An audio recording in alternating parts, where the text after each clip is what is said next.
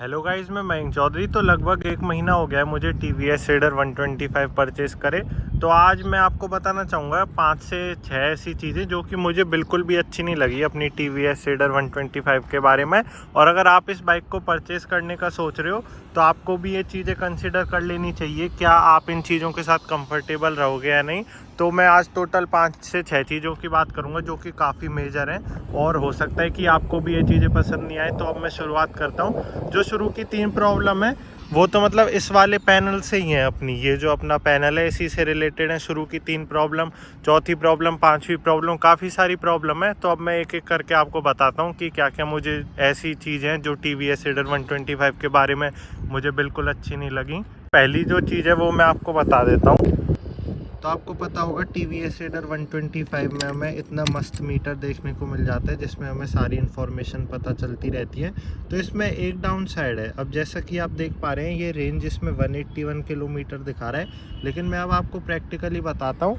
मैंने इसको सुबह घर से निकाला था जब कितनी रेंज थी, और फिर मैं इसको कहीं लेकर गया तो कितनी रेंज हो गई। मतलब इसमें रेंज की कोई एक्यूरेसी नहीं है, रेंज काफ़ी फ्लक्चुएट होती रहती है जिससे मतलब काफ़ी ज़्यादा मिसअंडरस्टैंडिंग भी हो सकती है। और ये जो अपने फ्यूल का है इसके डंडे भी अपने कभी भी गिर जाते हैं, कुछ पता ही नहीं चलता। तो अभी आप देख लो कि पहले कितनी रेंज थी जब मैंने इसको घर से निकाला, और बाद में जब मैं अपनी डेस्टिनेशन पर पहुंच गया जब रेंज कितनी बढ़ गई कितनी कम हो गई। तो अब मैं आपको रेंज वाली भी प्रॉब्लम दिखा देता हूँ। जैसा कि अब मैं बाइक को स्टार्ट कर रहा हूँ तो आप देख पा रहे होंगे कि रेंज इस टाइम दिखा रही है 218 किलोमीटर। तो अब जैसे ही मैं ये 218 तो दिखा रही है, लेकिन जैसे ही अब मैं इसको यहाँ से गेट से बाहर निकालूंगा तो इतने में ही आप देखना कितनी कम रेंज बताने लग जाएगी। मतलब इसकी रेंज बहुत जल्दी फ्लक्चुएशन करती है, जो कि एक सही बात नहीं है। कभी 400 से सीधा 60 पे आ जाएगी, कभी डंडे गिर जाते हैं। तो फ्यूल एक्यूरेसी काफ़ी ख़राब है। आप देख लो 218 भी दिखा रही है। अब मैं नीचे उतारता हूँ और जब देखते हैं कि हमको जब कितनी है बताती है।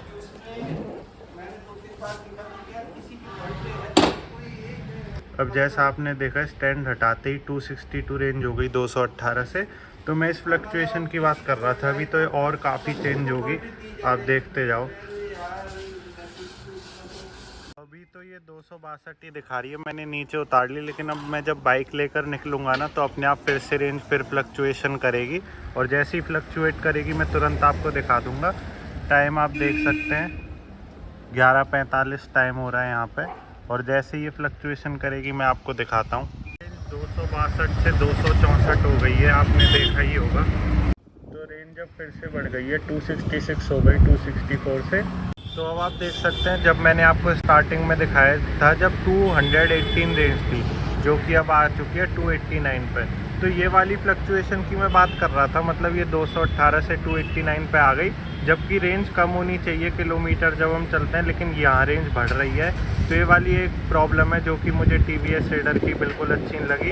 एक्यूरेसी देनी चाहिए थी कंपनी को, कभी ये एक संग 100-150 पे पहुँच जाती है, फ्यूल के भी डंडे गिर जाते हैं, कभी ये इतनी ज़्यादा बढ़ जाती है, तो काफ़ी ज़्यादा कन्फ्यूज़न हो जाती है। तो ये एक बात भी मुझे अच्छी नहीं लगती टी वी एस रेडर 125 की।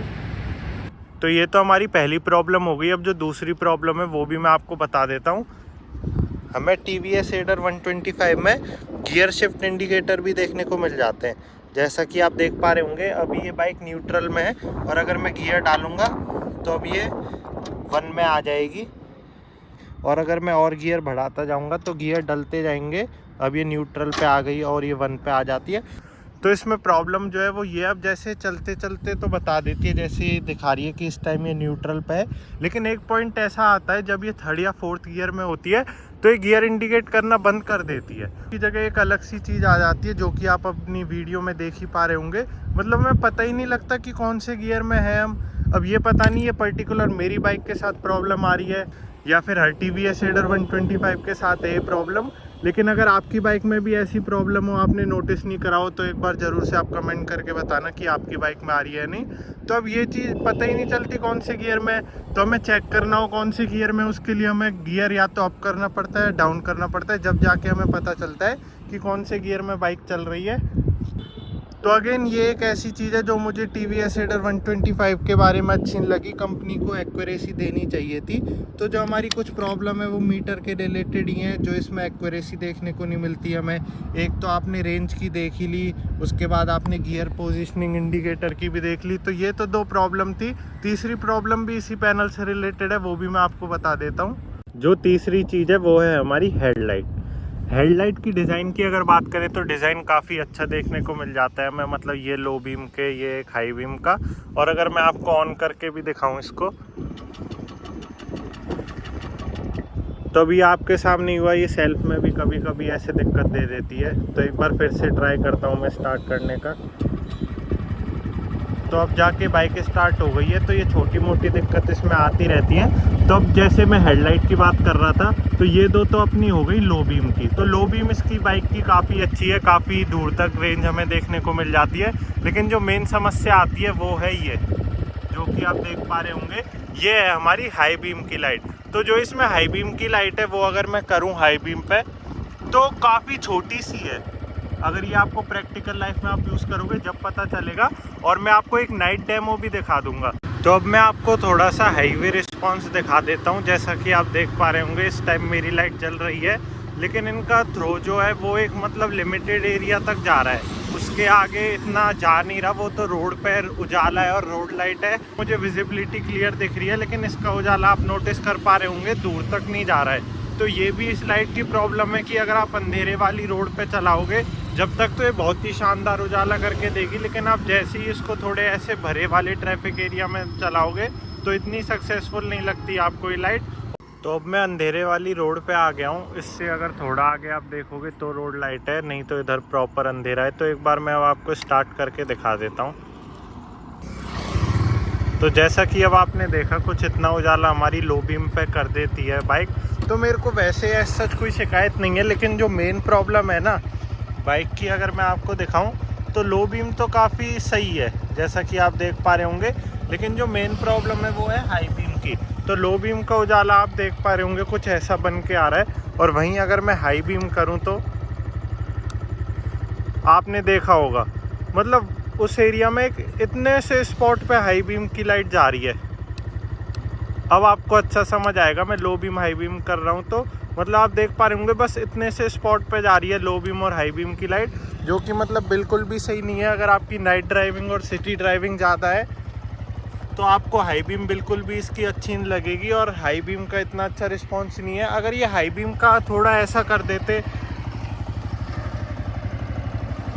या तो हाई बीम की लाइट को थोड़ा बढ़ा देते, क्योंकि काफ़ी एक छोटा सा स्पॉट बनाती है, और ये मैंने आपको भी प्रैक्टिकल दिखाई दिया, लगभग कुछ इतना सही स्पॉट बनता है जो कि बिल्कुल भी मज़ेदार नहीं है। प्रैक्टिकल लाइफ में आपको थोड़ी बहुत परेशानी हो ही जाएगी। तो यही बात है। बाकी बाइक में डिपर मारते हैं, काफ़ी अच्छा डिपर पड़ता है। अंधेरे वाली रोड पे लो बीम पर आप चलाओगे तो आपको कोई प्रॉब्लम नहीं आएगी। हाई बीम पे काफ़ी लिटिल स्पॉट वो फेंकता है, इसीलिए आपको हाई बीम पर रोड भी आसानी से क्लियरली विजिबल नहीं होता। TVS रेडर की जो डाउन साइड है वो हेडलाइट तो स्ट्रॉन्ग है, लेकिन कंपनी को इसकी हाई बीम पर काम करना चाहिए। जो चौथी मुझे जो प्रॉब्लम लगी बाइक में वो है ये पिलियन की सीट। पिलियन की सीट आप देख पा रहे होंगे कुछ हमें ऐसी देखने को मिल जाती है। मैं पर्सनली इसको ज़्यादा राइड करता हूँ, लेकिन जब भी मुझे पिलियन सीट पे बैठना पड़ा है तो मुझे बिल्कुल भी ये कंफर्टेबल नहीं लगी। पिलियन सीट मुझे बैठते ही 2-3 मिनट बाद दर्द होने लग जाता है। मतलब ये पिलियन सीट बिल्कुल कंफर्टेबल नहीं है। आप भी इसको ज़रूर से ट्राई कर ले टेस्ट राइड लेकर। अब पर्सन टू पर्सन डिपेंड कर सकता है, लेकिन मुझे तो पर्सनली ये पिलियन सीट बिल्कुल भी कंफर्टेबल नहीं लगी। ये तो कह सकते हैं ड्राइवर सीट तो कंफर्टेबल है, इस पर आपको आसानी से थकान नहीं होगी, और ड्राइवर जो हमारी ये सीट दी गई है वो काफ़ी कंफर्टेबल है। लेकिन पिलियन की सीट एज सच बिल्कुल भी कंफर्टेबल नहीं है, और आपको बिल्कुल भी मज़ा नहीं आएगा अगर आप as a pillion TVS Raider 125 पे बैठते हैं। तो लास्ट की जो चीज़ें हैं वो मैं कंपाइल अप कर देता हूँ एक ही साथ। अब जैसा कि आपको पता है किक देखने को नहीं मिलती, और आपके सामने ही अभी इंसिडेंस हो गया जो कि काफ़ी अच्छा है, कम से कम कैमरा में रिकॉर्ड हो गया। मैंने अभी सेल्फ दी थी तो ये स्टार्ट नहीं हुई थी। तो अब देखते हैं टाइम के साथ ये कितनी चीज़ रिलायबल रहती है। कंपनी ने तो बोल दी कभी दिक्कत आएगी नहीं, तो ये भी एक डाउन साइड है इसमें कि हमें किक देखने को नहीं मिलती। और जो लास्ट एंड फाइनल जो चीज़ मुझे अच्छी नहीं लगी वो है इसकी ये प्लास्टिक की बिल्ड क्वालिटी। मतलब मैं आपको बताऊंगा जब मैं नॉर्मली बाइक पे बैठता हूँ तो मैं अपना हाथ ऐसे रख लेता हूँ, तब मैं जैसे ही इसको ऐसे रख लेता हूँ तो ये दब जाती है इधर से, जो कि एक काफ़ी पुअर चीज़ है। कंपनी ने अब प्लास्टिक का यूज़ करा है, तो इसका टैंक भी मुझे कहना पड़ेगा काफ़ी पुअर बिल्ड क्वालिटी का है। और जैसे ही मैं अपना हाथ रखता हूँ बैठने के लिए तो ये पिचक जाता है। तो इसी से पता चल जाता है कि कितनी लो बिल्ड क्वालिटी हमें देखने को मिल जाती है TVS हेडर 125 के प्लास्टिक टैंक की। तो इस चीज़ को आप कंसिडर कर सकते हैं। डे टू डे लाइफ में आपको प्रॉब्लम नहीं आएगी, लेकिन कभी जब दिक्कत हो जाएगी, थोड़ा भगवान नहीं करे कभी कुछ ऐसी बात हो जाए जब थोड़ा आपको लगेगा कि हाँ यार लो बिल्ड क्वालिटी तो है, ऐसा जिसमें और कोई दिक्कत नहीं है। तो ये सब 5-6 चीज़ें थी जो कि मुझे अपनी TVS हेडर 125 में बिल्कुल भी अच्छी नहीं लगी। और हो सकता है कि आपको भी ये चीज़ें पसंद नहीं आए, क्योंकि ये मैं प्रैक्टिकली यूज़ करने के बाद ही आपको बता पा रहा हूँ। टेस्ट राइड लेकर ये चीज़ें अपन नहीं बता सकते, क्योंकि जब हम पर्टिकुलरली 2-4 किलोमीटर ही राइड कर पाते हैं बाइक को। लेकिन जब मैंने बाइक को इतना चला लिया और मैं पर्सनली रोज़ यूज़ कर रहा हूँ, तो ये मुझे कमियाँ लगी बाइक में, जो कि मैंने आपके साथ शेयर कर दी।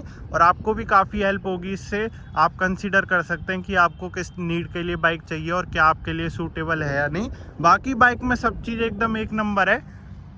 अब जैसे कि मैंने इसकी बुराई, तो मतलब बुराई क्या चीज़ें बता दी जो मुझे अच्छी नहीं लगती, अब इसमें अच्छाई भी काफ़ी है। तो काफ़ी लोग यूँ सोचेंगे कि यार बुरी बाइक है क्या, ये शायद भाई ने इतनी सारी चीज़ें बता दी इसके बारे में, लेकिन ऐसा नहीं है। इसकी पॉजिटिव थिंग्स भी काफ़ी सारी हैं, उस पर भी वीडियो जल्द आएगी। तो अगर आप चैनल पर पहली बार आए हैं तो चैनल को सब्सक्राइब कर लें, वो वीडियो भी जल्द आपको चैनल पर देखने को मिल जाएगी। तो ऐसी कुछ ये वीडियो थी। अगर आपको वीडियो बढ़िया, हेल्पफुल, इन्फॉर्मेटिव लगी हो तो वीडियो को लाइक कर दें। चैनल पर पहली बार आएँ तो चैनल को भी सब्सक्राइब कर दें।